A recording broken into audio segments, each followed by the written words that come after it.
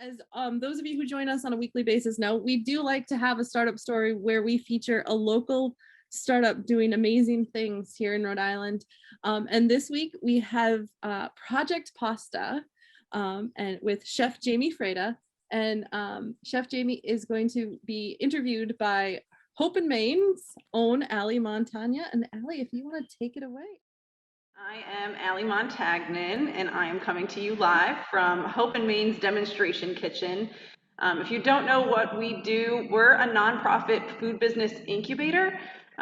We're housed in an old school building that's been rehabilitated into 4 commercial kitchens, this demonstration space, other event space, and we're here to sort of be an integrated system of resources for food and beverage entrepreneurs. So we offer technical education, and we're really serving as a voice of advocacy for all of those folks that, maybe on their own wouldn't have so much of an impact, but here we have about 80 businesses that are working out of our facility at this current time. Over 300 businesses have been started here since 2014 when we opened our doors. And I'm certain that if you're shopping local, that some of our member products and our graduate member products are in your pantries and your refrigerators as we speak. So I'm really delighted to bring Jamie here. So I would love to have you introduce yourself and kind of explain to people what you're starting here with us. Yeah. Hi, everybody. Thank you, Ali, for the introduction, and thank you, Venture Cafe, for having me. My name is Chef Jamie Freda. I am owner and sole operator of Project Pasta, which is a line of fresh, gluten-free, grain-free, and vegan pasta. I came to Hope in Maine from Brooklyn, actually. I transferred here last fall. Can't believe it's already been that long. But I came here with the notion to restart a project that I've been working on for about 6 years. And the project started in New Haven, Connecticut.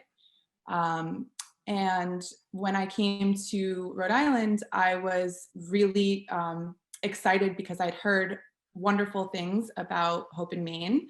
And it was like a quick search of where is there an incubator around here? Where can I like resurface this project? And lo and behold, like quickly got into their cohort, learned a lot about the business aspect, which was something that when I first started 6 years ago, I had no knowledge about. So that's the really great thing about Hope in Maine is that they equip entrepreneurs with these really important things about how to run a business. Because as a chef, I don't really think about all the different things that go along with operating and owning a business. All I think about is making a product that people are going to like, right? So Project Pasta started 6 years ago in New Haven, like I said, and it was really just kind of like a passion project. I had no idea that I was creating a solution to a problem. And it kind of was like the cart before the horse. I had a meet and greet kind of entrepreneur investor meet and greet called Startup Grind in Greenwich, where entrepreneurs talk to investors about their ideas. And I was like talking about this pasta that didn't exist. There was no prototype. And I was like, what do you guys think about this gluten-free, grain-free line of pasta? It doesn't exist anywhere in the world. And they were like, yeah, that sounds really awesome. You should cater our next event. And I'm like, okay, let me run back into my kitchen and like try to develop this pasta. And with the knowledge that I have, I'm Italian, my background is Italian. So we are big pasta makers, and I went to culinary school in Italy. So I took that knowledge and I applied it with whatever, gluten-free binding agents that I knew of. And I developed my first prototype, which was the chestnut ravioli. And, it's come such a long way since then, but I had gotten such great feedback and a lot of momentum with it in New Haven that I wanted to open up a storefront. However, I just wasn't equipped with, all the things that you need to do that. And that's why I'm so grateful for Hope in Maine, because they do help you get to that point. So, after all the momentum that I had in New Haven, I had to find a way to like get this to scale up, to have to get it into mass production. And just wasn't possible for me at that time. So I kind of took a pause, and I kind of delved deeper into my roots of agriculture, and I took some time off. I went to Finland and I learned a little bit more about organic farming. And then I moved to Brooklyn and was a private chef there for a little bit, and worked with families and their children to incorporate like healthy food into their lifestyles. And I found there that children were really interested in like learning more about food than just eating it. And so I developed a curriculum called Project Bambino, which is an interactive culinary school that engages children on a sensory level. And we teach them about food justice and things that are going on in our food system. And then the pandemic hit. And so here I am in Rhode Island, and I couldn't be more grateful, because this is like the food capital, I feel like, of the country. Like, you guys are such a small little place, but there's just so much happening. And like I said, it was such a quick thing for me. Like, I found Hope in Maine. I think New Haven was looking at their facilities to develop something similar there for food entrepreneurs, because there is nothing. And it was like, I think in the cohort, I was again talking about it as if it was just an idea, and someone was like, hey, why don't you try this? And I was like, yeah, maybe I will. So I ordered the ingredients, and then this amazing prototype like just came out of thin air, and it was a eureka moment for me. And I promised myself, I was like, I'm going to really try and, get all of my things in a row before I delve back into this and have it be an actual business. So really what I'm doing now is I've been working with various food scientists. I hooked up with the food science department of URI, where they connected me with a graduate from the food science department who helped me to understand kind of what's going on with my ingredients, because it is gluten-free, grain-free, and vegan. The way that I go about it is like, it's an alchemy for me. I really don't know what I'm doing. So it's important that I have that, that knowledge of like what's going on with my ingredients to be able to scale up and mass produce this.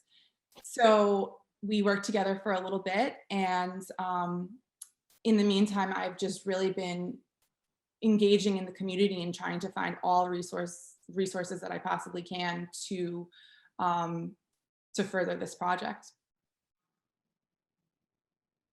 Very good.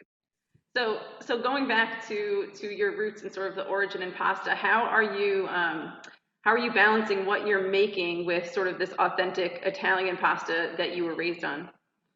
So I think for me, the main goal was like creating a pasta that is authentic to Italian traditional pasta, but modernizing tradition, utilizing different ingredients that aren't necessarily Italian, but that formulate this pasta that is representative of it.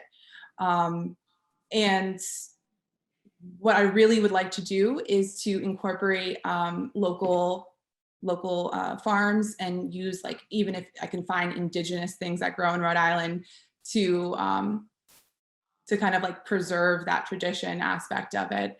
And we actually are applying for an innovation grant, which will help me to get more knowledge about like what I can do in terms of using natural forms of preservation, and obviously improve scalability and preserve that intellectual property, because it is the first, of its kind.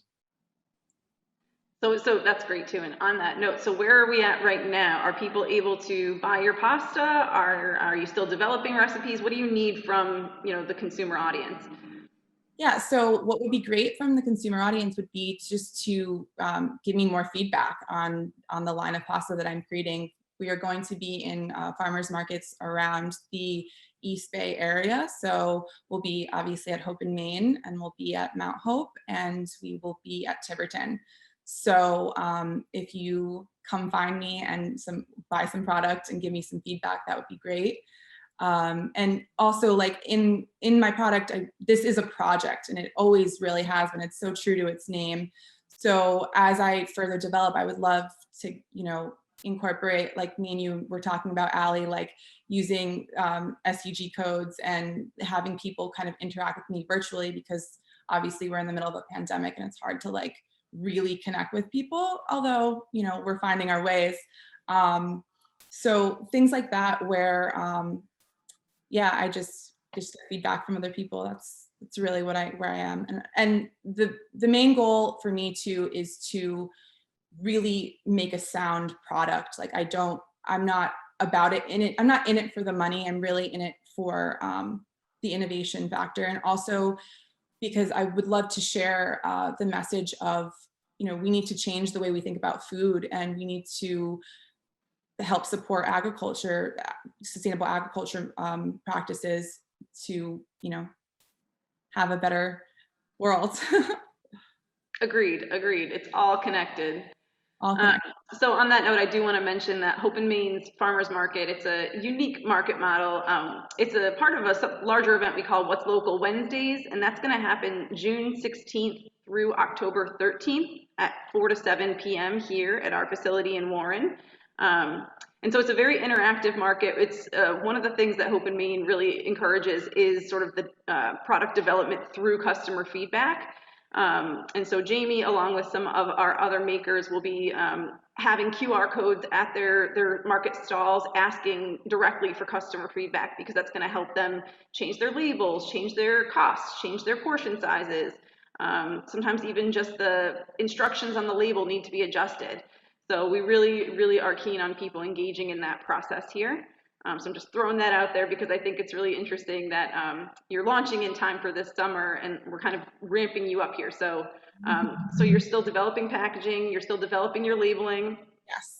What else are you working on? Well, as you said, I'll be at the farmers markets, and I think with that, we're going to kind of integrate what I do with Project Bambino, my culinary school for children, and try and just engage kids in some things that they can do in the community to help out. So we'll be doing that. I'm also involved in the SEG Impact Accelerator. So we're really working on that part of it, like the social impact mission for what we're doing with Project Pasta, because it is a really important aspect of it, which it wasn't in the beginning. Like I said, it was just a passion project, but I think community breeds that, and it has brought it out in me, and I would love to share that with other people. So, do you find that the Rhode Island food culture is different than that where you were in New Haven or even Brooklyn? I think it's definitely different because of its, it's such a small little place.